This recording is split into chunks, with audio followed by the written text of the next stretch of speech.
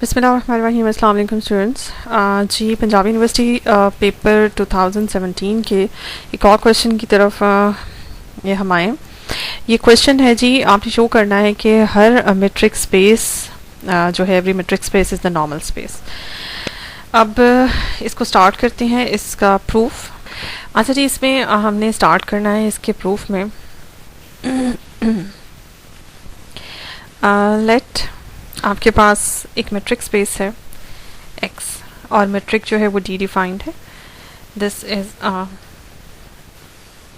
Metric space, और चूंकि metric space को नॉर्मल स्पेस दिखाना है तो नॉर्मल स्पेस की डेफिनेशन ये है कि आपको दो क्लोज सेट्स लेने हैं उस स्पेस में से जिसको आपने नॉर्मल दिखाना है। V two closed sets in X।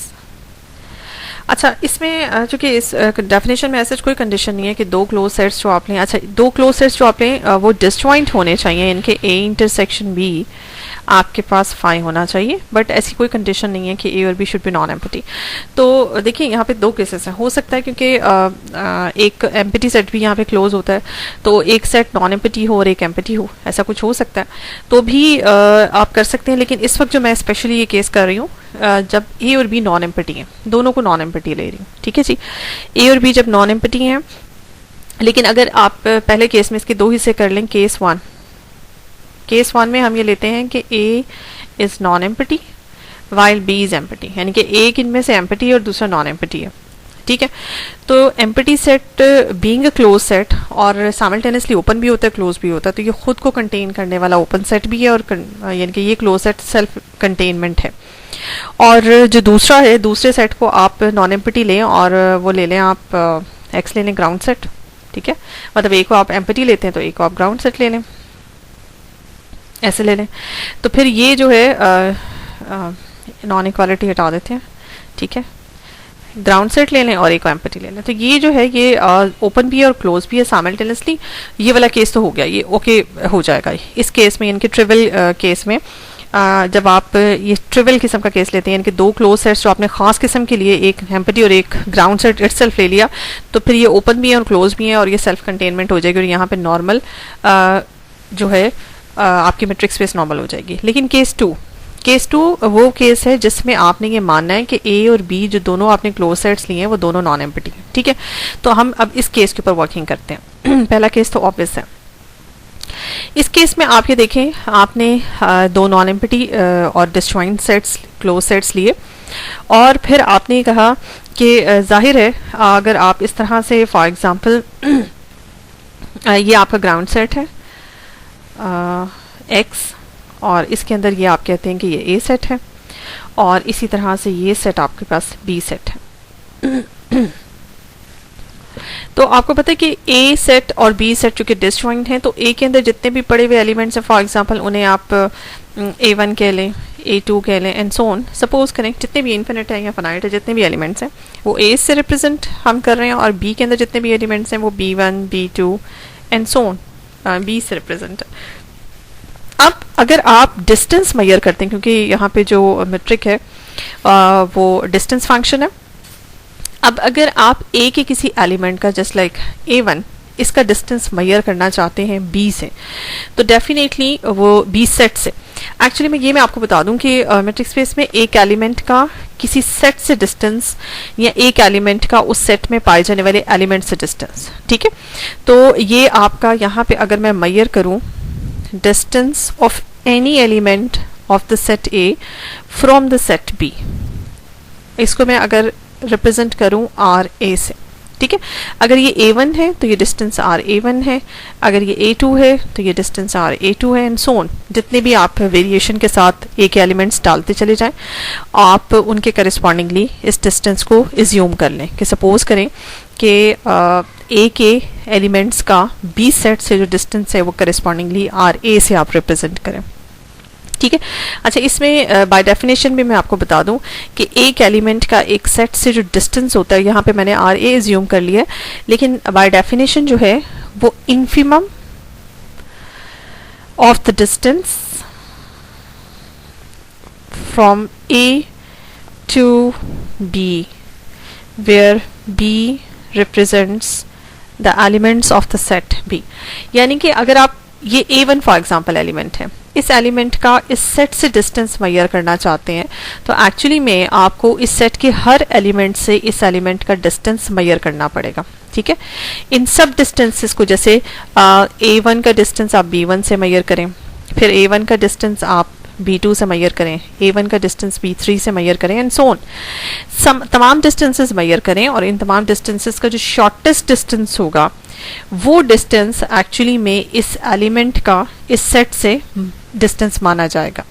ठीक है, तो ये डिस्टेंस, ये मैंने डेफिनेशन जानबूझ के लिखी है क्योंकि इसको अगर आगे इस्तेमाल करना पड़ जाए तो आपको पता हो कि किसी एलिमेंट का किसी सेट से जो डिस्टेंस होता है वो infimum of all the distances from that point to all the elements of that set, उसका जो इनफिमम निकलेगा ये एक्चुअली में वो डिस्टेंस होता है जिसको मैं आर ए से रिप्रेजेंट कर रही हूँ. इसी तरह से मैं दूसरा काम भी कर सकती हूँ.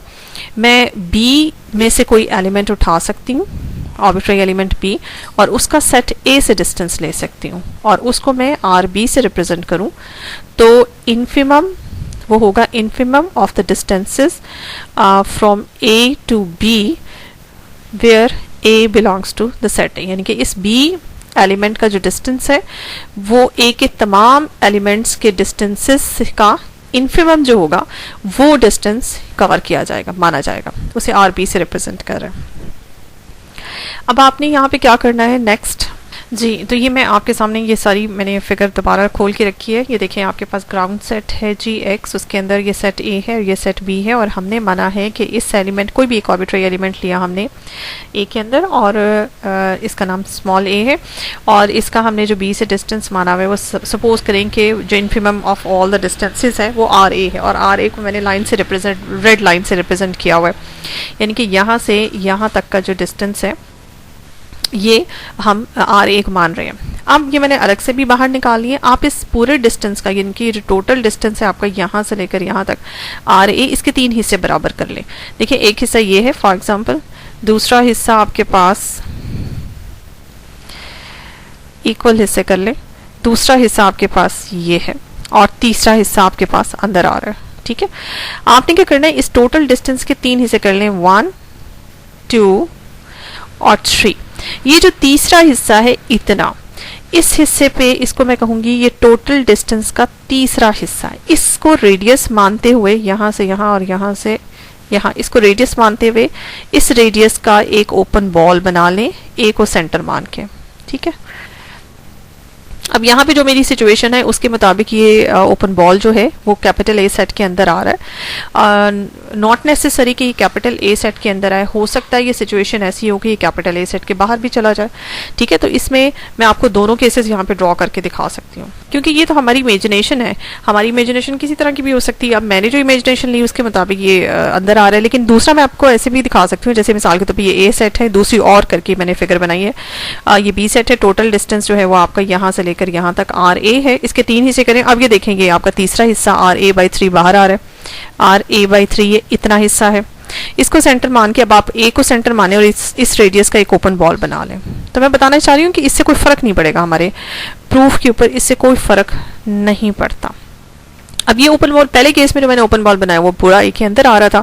अब जो मैंने ओपन बॉल बनाया वो ए के बाहर है, कुछ हिस्सा उसने ए का कवर किया हुआ है, अदरवाइज वो ए के बाहर है. तो इससे कोई फर्क नहीं पड़ता. ये मैं आपको बता दूं, दोनों सिचुएशंस हो सकती हैं, इससे हमारे इस पे कोई फर्क नहीं पड़ता. इस ओपन बॉल को आप जो है वो नाम इस तरह से देंगे, this is an open ball जिसका सेंटर ए पे है और जिसका रेडियस आर ए बाय 3 पे है. इसी तरह से मैं यहाँ पे भी कह सकती हूँ, this is an open ball with the center at A and radius R A by 3.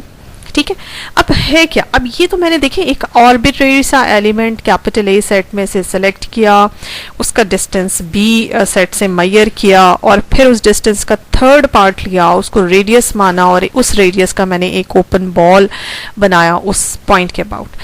अब आप एलिमेंट वेरी करें. अब यहाँ पे और भी एलिमेंट पड़े हुए, कोई नया एलिमेंट ले लें, A1, सेम यही काम उसके साथ रिपीट करें. फिर A2 लें, यही काम उसके साथ रिपीट करें. मतलब और फिर इस तरह से जितने भी A के एलिमेंट हैं सबके ऊपर ये काम रिपीट करें. यानी कि अगर आप A को सेंटर मान के आपने जो टोटल डिस्टेंस उसका बी के साथ था उसका थर्ड पार्ट किया और उस रेडियस का आपने एक ओपन बॉल बनाया, ठीक है। तो मैं यहाँ पे लिस्ट बना सकती हूँ मिसाल के तौर पे। सपोज कर लें कि आपके पास ए के अंदर एलिमेंट्स जो हैं वो A1 से लेकर AN तक है, इन्फिनिट भी हो सकता है ए, लेकिन मैं आपको एक मिसाल दे रही हूँ। अगर आपके पास ए के अंदर एलिमेंट्स जो हैं वो A1 से लेकर AN तक हैं, तो आप इन सब के को सेंटर मान के जो रेडियसेस जो ओपन बॉल्स बनाएंगे, A1 को सेंटर मान के RA1/3, इसको B1 ओपन बॉल कह दें। दूसरा ओपन बॉल B2 को सेंटर मान के RA2/3 एंड सोन करते कराते हम BN पे आए जिसका सेंटर AN है और रेडियस RAN/3 है, ठीक है। ये आपने एक लिस्ट बना ली, यानी कि जितने भी ए के अंदर एलिमेंट्स हैं, मैं आपको मिसाल दे रही हूँ जैसे जस्ट लाइक फाइनाइट है, तो उन सब के अबाउट इसी तरह के आपने ओपन बॉल्स बना लिए। अब ये जितने भी ओपन बॉल्स हैं, अब जैसे फर्स्ट केस में तो ये ओपन बॉल ए के अंदर आ रहा है, लेकिन सेकंड केस ये शो कर रहा है कि जरूरी नहीं है कि ये ओपन बॉल बी के अंदर हो। तो इससे मैं आपको बता रही हूँ दोनों केसेस हो सकते हैं, इससे कोई फर्क नहीं पड़ता, ठीक है। तो ये ओपन बॉल ए के अंदर टोटली कंटेन्ड भी हो सकता है और ए के कुछ हिस्से को अपने अंदर कंटेन करे और कुछ हिस्सा ओपन बॉल का ए से बाहर हो, ये दोनों सिचुएशंस हो सकती हैं। अब सेम यही काम आप रिपीट करें, देखिए यही काम अब हम रिपीट करेंगे। अब हमारा एंगल जो है वो डाइवर्ट होगा, वो इस तरह से होगा। अब हम बी के अंदर कोई आर्बिट्रेरी पॉइंट सेलेक्ट करेंगे, जैसे कोई एक एलिमेंट हमने बी लिया, उसका हमने कहा है जैसे डिस्टेंस जो है वो बी ए सेट से आर बी है, इसके 3 बराबर हिस्से करें। फॉर एग्जाम्पल अगर आप 3 बराबर हिस्से करते हैं 1 2 3, तो इतना हिस्सा जो है वो आपके पास आता है RB/3। अब इस हिस्से को इतने डिस्टेंस को रेडियस माने और एक ओपन बॉल बनाएं अबाउट बी को सेंटर मानते हुए। ये एक ओपन बॉल है जिसका नाम हम रख सकते हैं B with the center at B and radius RB/3।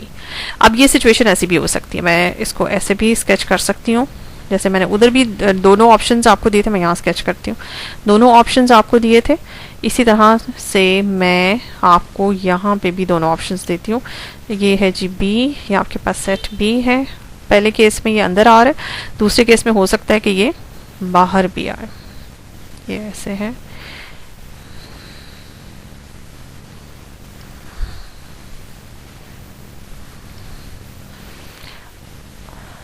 ठीक है, ये आपके पास टोटल डिस्टेंस यहाँ से यहाँ तक का आर बी है। अब आप इसके बराबर 3 हिस्से करते हैं तो 1 2 एंड 3। अब जो आप इसको सेंटर मान के ये इतना जो डिस्टेंस है वो RB/3 है। अब इसको सेंटर मान के इस रेडियस का ओपन बॉल बनाएं, तो ये देखिए ओपन बॉल जो है वो बी से बाहर भी जा सकता है, इससे कोई फर्क नहीं पड़ता।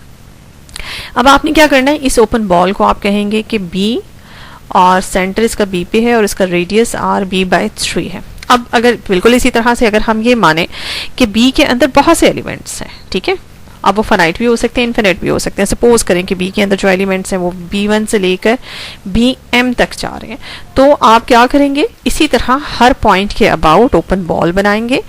पहला ओपन बॉल B1 बनेगा, B1 प्राइम कहते हैं क्योंकि पहले हमने ए के ओपन बॉल्स को BI से रिप्रेजेंट किया था। इसका सेंटर B1 है और रेडियस RB/3 है। इसी तरह से लास्ट BM प्राइम और BM सेंटर है और RB/3 रेडियस। इनके रेडियस सबके फिक्स है और वो रेडियसेस जो हैं उन ओपन बॉल्स को बी के अंदर भी कर सकते हैं और बी के बाहर भी कर सकते हैं।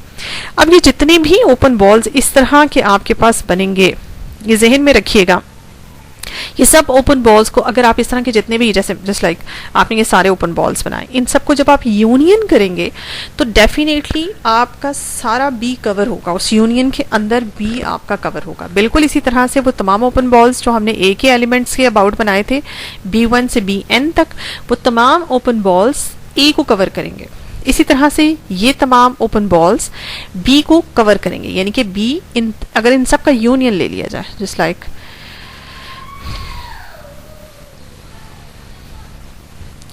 और हम यहाँ पे कलर भी चेंज कर लें। अगर मैं इन तमाम ओपन बॉल्स का यूनियन ले लूँ, B1 prime union B2 prime union and so, चूंकि मैंने यहाँ पे आपको समझाने के लिए फाइनाइट लिए, तो इन सब का जो यूनियन है, ये बात याद रखिएगा कि ओपन बॉल्स जो हैं वो ओपन सेट्स होते हैं, और ओपन सेट्स का any union of open set is again open. तो इन सब का जब आप यूनियन लेंगे तो आपके पास जो भी आंसर आएगा वो एक ओपन सेट होगा। उसको आप रिप्रेजेंट कर लें, फॉर एग्जाम्पल V से रिप्रेजेंट कर लें, इसको आप V से रिप्रेजेंट। जी, तो इसको दूसरे लफ्जों में इस तरह से भी लिखा जा सकता है कि V is the union of all these open balls which have the center at the elements of the set B and with the radius RB by 3, ठीक है, and these B elements belong to the set B। अब इस B को इस B के साथ, balls के B के साथ आप मिक्स ना कर दीजिएगा, वो AB सेट कुछ और है, ये B stands for बॉल, ठीक है, ये बॉल के लिए स्टैंड करता है। उसके बाद इसी तरह से जो पीछे हमने बॉल्स बनाए हैं, B1 यूनियन B2, इस तरह के जितने भी बॉल्स हमने बनाए थे उन सब का यूनियन, क्योंकि ओपन बॉल्स ओपन सेट्स होते हैं, उन सब का यूनियन जो है वो भी ओपन सेट है, उसको हम U कह देते हैं, ठीक है, U कह देते हैं। और ये U दूसरे लफ्जों में is the union of all the open, ये सारे इसको आप of all the union of all the open balls with the center eight A where A's are the elements of the set A and radiuses are A by 3। अब तो आपको समझ आ गई होगी कि ये मैंने जितने भी एक ओपन बॉल बना के दिखाया ना एक एलिमेंट का, इस तरह के सारे एलिमेंट्स के अबाउट आप ओपन बॉल्स बना लें इस तरह के डॉटेड, और बनाने के बाद उन सब का यूनियन ले लें तो आंसर में एक ओपन, क्योंकि ओपन बॉल्स ओपन सेट्स होते हैं, आंसर में एक ओपन सेट आएगा। वो पहले बी के हवाले से जो ओपन सेट बना वो V है, और A के एलिमेंट्स के ओपन बॉल्स के हवाले से जो ओपन सेट बना वो U है।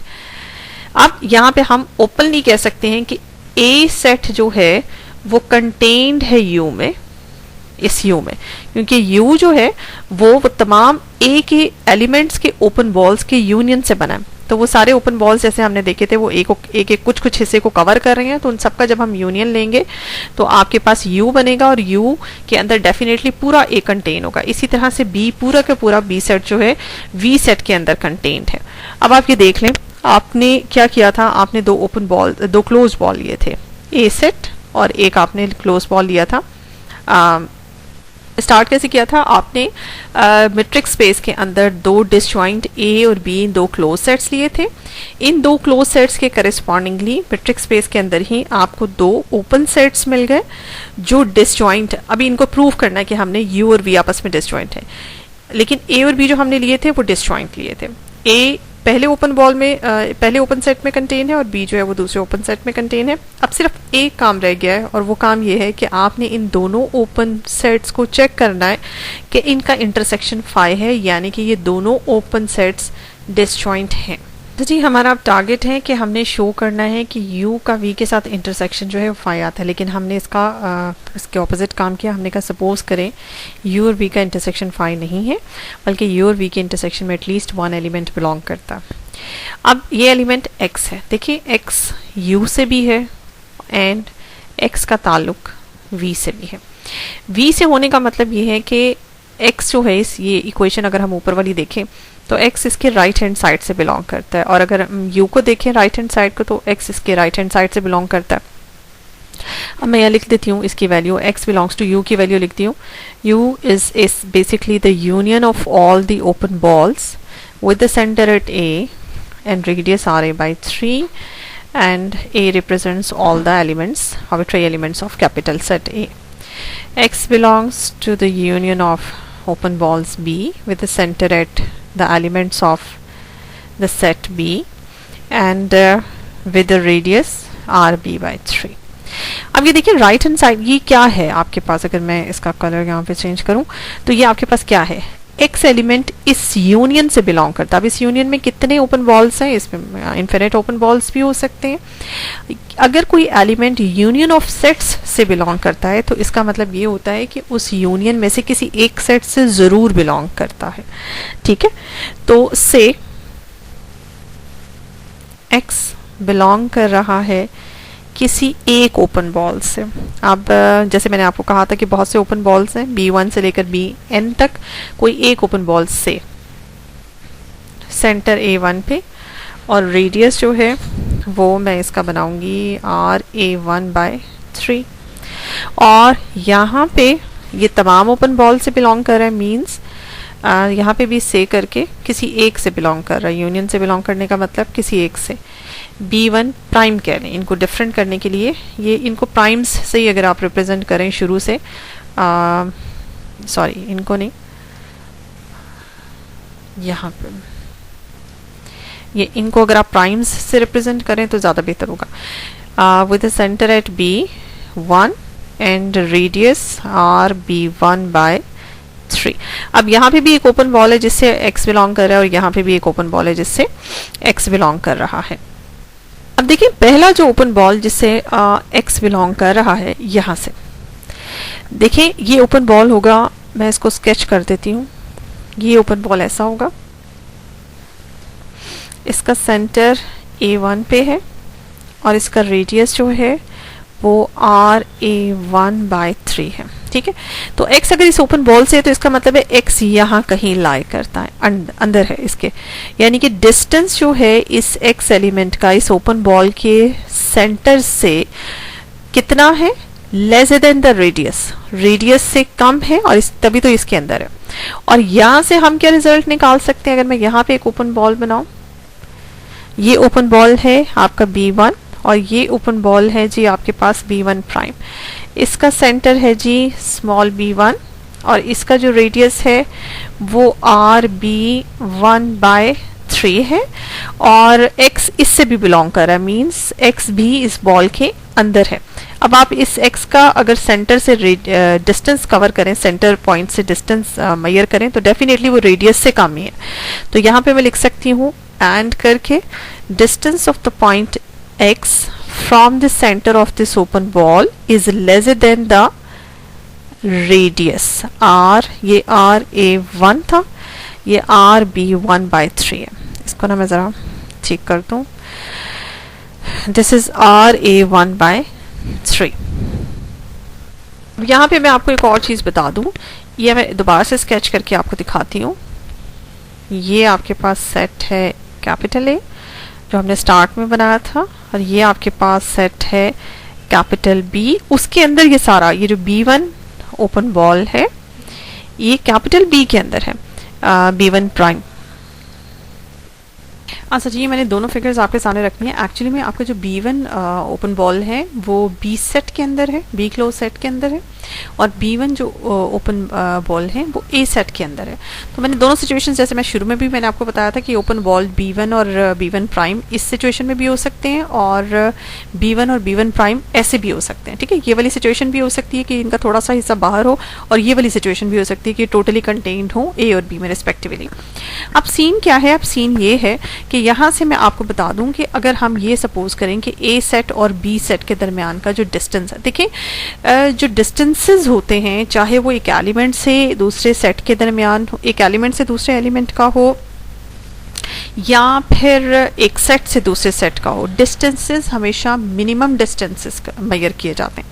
अच्छा, यहाँ पे आप जो है ये, क्योंकि सारे डिस्टेंसेस मैं यहाँ पे ज़रा दोबारा लिख दूँ, हमने माना हुआ है कि x का B1 से जो डिस्टेंस है वो RB1/3 है, और इसी तरह से हमने माना हुआ है x का A1 से जो डिस्टेंस है वो RA1/3 है। इसी तरह से आप लेट कर लें, सपोज कर लें कि A1 पॉइंट और B1 पॉइंट का जो डिस्टेंस है, A1 पॉइंट और B1 पॉइंट का जो आपस में डिस्टेंस है, आप उसे R कंसिडर कर लें। अच्छा, ये R नहीं है, मैं इसको ज़रा मिटा दूँ यहाँ से, this is not R।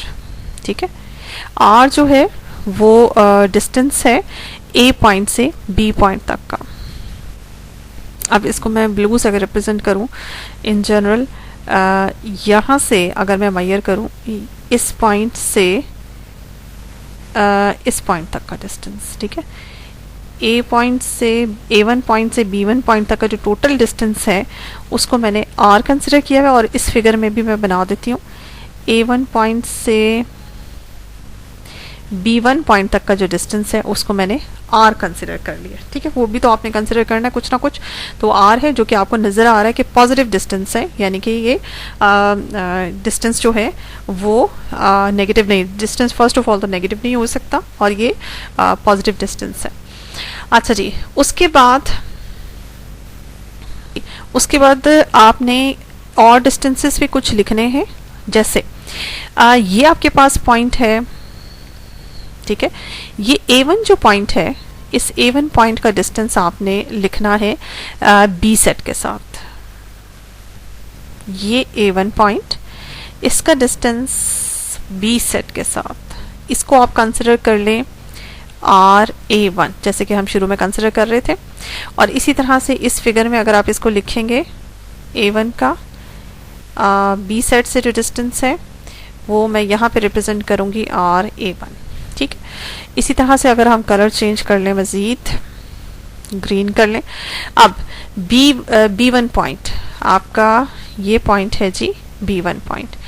B1 point का अगर आप A सेट से डिस्टेंस मेजर करें तो इसको आप RB1 कह दें, और इस फिगर में B1 का इससे जो डिस्टेंस है वो आप ये RB1 कहते हैं। ये सारे डिस्टेंसेस आप यहाँ पे लिख लें। ये देख लें, हमने दो एलिमेंट्स का आपस में डिस्टेंस, और फिर एक एलिमेंट के एक सेट का दूसरे सेट से डिस्टेंस वो हमने मेजर किया हुआ है, और फिर दूसरे सेट का पहले के एलिमेंट का पहले सेट के साथ डिस्टेंस। B1 का जो हमने ये डिस्टेंस मेजर किया वो RB1 जी, ये RB1 है, और ये डिस्टेंस RA1 है। हमने करना क्या है, अब हमने ट्रायंगुलर डिस्टेंस देखना है, ट्रायंगुलर डिस्टेंस बनाना है, और फिर उसके अंदर ये सारा कुछ मेजर करना है। इसमें मैं आपको यहाँ पे कंपेयर करना चाहती हूँ, क्योंकि दोनों फिगर्स एक ही चीज़ को, सिचुएशन को रिप्रेजेंट कर रही हैं। अगर मैं पहली वाली फिगर में जाऊँ और पहली वाली फिगर में यहाँ पे देखना चाहूँ, तो मैं यहाँ पे आपको बताना ये चाहती हूँ, मैं बेसिकली R डिस्टेंस, ये जो डिस्टेंस R है ब्लू, और मैं RA1 डिस्टेंस, ये जो येलो से मैंने डिस्टेंस लिखा हुआ है, इनका आपस में कंपैरिजन करना चाहती हूँ। देखिए जो R डिस्टेंस है वो A1 पॉइंट से B1 पॉइंट तक के दरमियान का डिस्टेंस है। A1 पॉइंट से B1 पॉइंट तक के दरमियान का डिस्टेंस R है, और जो ये येलो डिस्टेंस है ये एक पॉइंट से एक सेट तक का डिस्टेंस है, ठीक है।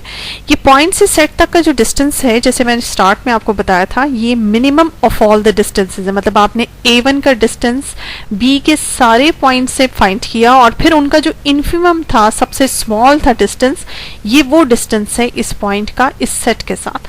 जबकि इस पॉइंट का इस पॉइंट से जो डिस्टेंस है, इसके ऊपर ऐसी कोई शर्त नहीं है कि दिस शुड बी मिनिमम।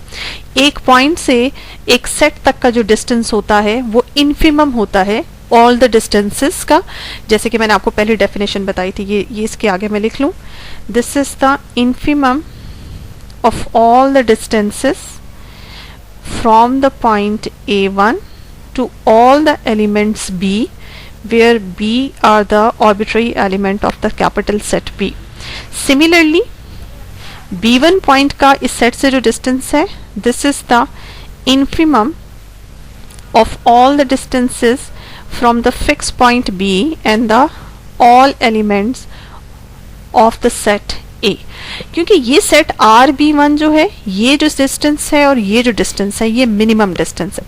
अब अगर मैं इस ब्लू डिस्टेंस का, यानी कि A1 और B1 एलिमेंट के दरमियान जो डिस्टेंस है R, और इस पॉइंट और इस सेट के दरमियान जो डिस्टेंस है येलो डिस्टेंस, इनका आपस में कंपैरिजन करूं तो ये इन्फिमम डिस्टेंस होता है, ठीक है। यानी कि इस तरह के जितने भी R डिस्टेंसेस होंगे उनका इन्फिमम है। तो फिर इन दोनों का अगर आपस में कंपैरिजन किया जाए, R का और RA1 का, तो RA1 जो है वो मे बी कि R के बराबर हो, लेकिन ज्यादातर चांसेस यही हैं कि ये मिनिमम है, इन्फिमम है, ये मिनिमम होगा। तो इसके पास दो अपॉर्चुनिटीज बनती हैं यहाँ पे। ये डिस्टेंस चूंकि मिनिमम है, मे बी कि ये R के बराबर आ जाए, और अदरवाइज ये R से लेस ही होगा। बिल्कुल इसी तरह से दूसरे डिस्टेंस की बात करते हैं, सेम यही चीज जो है रिपीट होगी। अब आपने पॉइंट पहले उठाया था ए सेट में से, अब आप पॉइंट उठाएंगे बी सेट में से। अब आपने ये पॉइंट लेना है और सेट ए कंसिडर करना है। ये देखिए इस पॉइंट का इस सेट से जो आपने डिस्टेंस मेजर किया हुआ है, इस पॉइंट का इस सेट से जो डिस्टेंस है वो आपने RB1 कहा हुआ है। ये देखिए जी, आपने कहा हुआ है RB1 और ये मिनिमम डिस्टेंस होता है। जबकि इस पॉइंट का इस सेट से जो डिस्टेंस है वो आपने R कहा हुआ है। तो ये डिस्टेंस जो है ये इस मिनिमम डिस्टेंस से ग्रेटर होगा। अदरवाइज में भी कुछ केसेस में हो सकता है कि ये RB1 के बराबर भी हो जाए, बट इसके ग्रेटर होने के चांसेस हैं क्योंकि RB1 by definition minimum distance है। तो इसी तरह से मैं ये कह सकती हूँ कि RB1 इस R से हो सकता है इक्वल हो, बट ज्यादा चांसेस हैं कि लेस ही है। ये भी इन्फिमम की डेफिनेशन और ये भी इन्फिमम की डेफिनेशन की वजह से इस R डिस्टेंस से लेस है। ठीक है, तो ये जो डेफिनेशन है, मतलब ये जो दोनों बातें हैं, ये आप ये यहाँ पे मैं लिख लेती हूँ। तो अब आपने करना क्या है, आपने एक आपके पास एलिमेंट है A1, एक एलिमेंट है आपके पास B1 और यहाँ पे बीच में आपने इंट्रोड्यूस कराना है x और इसके ऊपर ट्रायंगुलर प्रॉपर्टी लगानी, यानी कि the distance from A1 to B1 is less than equals to the distance from A1 to x plus the distance from x to B1। अब x से B1 तक का जो डिस्टेंस है और x से A, ठीक है। अब यहाँ पे ना इक्वालिटी में लिखा हुआ है this is equals to RB1, लेकिन एक्चुअली में मैं अगर आपको यहाँ पे फिगर दिखाऊं, ये देखें तो ये देखें A1 से जो x का डिस्टेंस है, x से A1 तक का जो डिस्टेंस है वो इस बॉल के रेडियस से लेस है, ठीक है। और इसी तरह से x से इस B1 तक का जो डिस्टेंस है वो इसके रेडियस से लेस है। वहां गलती से इक्वालिटी डल गया। ये देखें x से B1 का जो डिस्टेंस है वो RB1/3 से लेस है और यहाँ x से A1 का जो डिस्टेंस है वो RA1/3 से लेस है। तो इसलिए वो नेक्स्ट पेज पे हमारे पास हमने गलती से इक्वालिटी में डिस्टेंस लिख दिया था, यहाँ आएगा this is less then, completely less than, equality नहीं आएगी। This is not less than equal, this is exactly less than, this is less then and this is also less than, ठीक है। तो ये जो डिस्टेंस है ये लेस देन है RA1/3। ये A1 जो है वो R के सबस्क्रिप्ट में RA1/3 और ये जो डिस्टेंस है आपके पास x1 से b तक का RB1/3। अच्छा, अब इसमें ये कीजिए कि 1/3 आप निकाल लें कॉमन और ये बन जाएगा आपके पास RA1 प्लस RB1, ठीक है। अब ये जो हमने रिलेशन लिखा हुआ है RA1 लेस देन इक्वल है R से और ये लेस देन इक्वल है RB1 भी लेस देन इक्वल है R के, इन दोनों की लेफ्ट और राइट हैंड साइड्स को इनइक्वालिटीज को ऐड अप कर लें तो आपके पास क्या बनता है RB1 प्लस RA1, यहाँ पे 2R बनता है, ये लेस देन इक्वल है RB1 प्लस RA1 से। तो ये यहाँ पे देखिए जी आपके पास 1/3 तो अगले स्टेप में ऐसे ही रहेगा, दिस इज लेस देन, ठीक है, दिस इज लेस देन, या इसको इस तरह से भी इस्तेमाल कर सकते हैं कि RA1 इज, ये देखें जी RA1 is less then R, इसकी जगह R लिखूंगी और इसमें भी इसकी जगह R लिखूंगी, तो ठीक है। तो यहाँ पे भी आपके पास R आ जाएगा और ये रिलेशन जो बनता है ये लेस देन इक्वल का बनता है। उसके बाद ये बनेगा आपके पास 2R/3 का रिलेशन लेस देन इक्वल के साथ, but 2 times R/3 is definitely less than R है, ठीक है। यहाँ पे आपने किया क्या, आपने R को 2 से मल्टीप्लाई करके 3 से डिवाइड कर, यानी कि एक R की जो भी अपनी वैल्यू है उसका 2/3 कर लिया, ठीक है। तो डेफिनेटली वो ओरिजिनल R से लेस ही होगा। अब A1 से B1 तक का जो डिस्टेंस है वो आपने कितना माना हुआ है, यहाँ पे आपने R माना हुआ है, तो यहाँ पे लेफ्ट हैंड साइड पे इसकी वैल्यू लिख दें R, ये साथ साथ चल रही है इस तरह से। अब यहाँ पे R is less then R, final relation ये है, इनिशियल R और लास्ट में आपके पास आया इज लेस देन R, तो ये वैलिड रिलेशन नहीं है कि R is less then R, ये कभी भी ऐसा नहीं होता। और ये ऐसा क्यों आया है, ये ऐसा इसलिए आया है क्योंकि मैंने U और वी को कहा था कि देखिए ये जो एक्स हमने इंट्रोड्यूस कराया था ए और बी के दरमियान, A1 और B1 एलिमेंट के दरमियान ये x इंट्रोड्यूस कराया था और मैंने आपसे कहा था कि इस x का ताल्लुक जो है, ये देखिए मैंने कहा था कि इस x का ताल्लुक B1 ओपन बॉल से B है और B1 प्राइम ओपन बॉल से B है। यहाँ पे भी मैंने पहुंचा दिया था x और यहाँ पे भी मैंने x पहुंचा दिया था और ये x जो था वो U इंटरसेक्शन V से था एक्चुअली में। ये देखिए अगर मैं पीछे से दिखाऊं तो मैंने ये एलिमेंट इंट्रोड्यूस कराया था U इंटरसेक्शन V से, जबकि मुझे प्रूव ये करना था कि U और V का इंटरसेक्शन फाई है। तो आखिर में जो कॉन्ट्रडिक्शन आई है वो कॉन्ट्रडिक्शन इसलिए आई है कि मैंने x को u इंटरसेक्शन b में से माना था। इसका मतलब है कोई भी एलिमेंट अगर u इंटरसेक्शन b में से लिया जाता है तो वो इस तरह की कॉन्ट्रडिक्शन जनरेट करता है। इट्स मीन कि u इंटरसेक्शन b एम्प्टी है, इसमें कोई भी एलिमेंट इनके इंटरसेक्शन से बिलोंग नहीं करता और यही हमने फाइनल काम प्रूव करके दिखाना था।